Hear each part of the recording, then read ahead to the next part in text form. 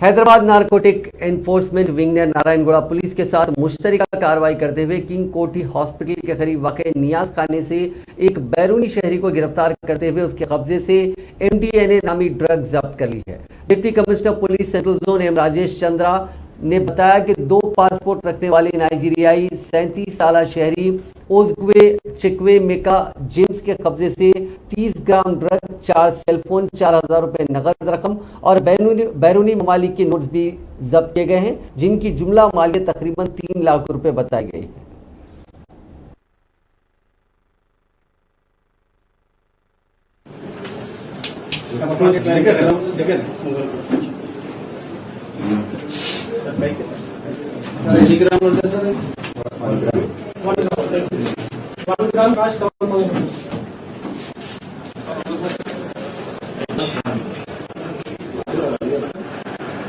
ఈ సంవత్సరం మొదట్లో మన రాష్ట్ర ముఖ్యమంత్రి గారు మన రాష్ట్రంలో ఎక్కడ కూడా డ్రగ్స్ అనేది సమూలంగా మొత్తము చేయకుండా చేయాలని చెప్పి సంకల్పాన్ని తీసుకున్నారు.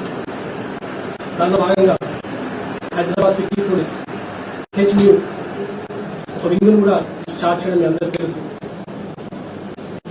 ఆ వింగ్ ఇప్పటి వరకు గత 6 నెలల్లో సుమారుగా 60 కేసులు, 250కి పైగా ఈ డ్రగ్ పెడ్లర్స్ ని అరెస్ట్ చేయడం జరిగింది.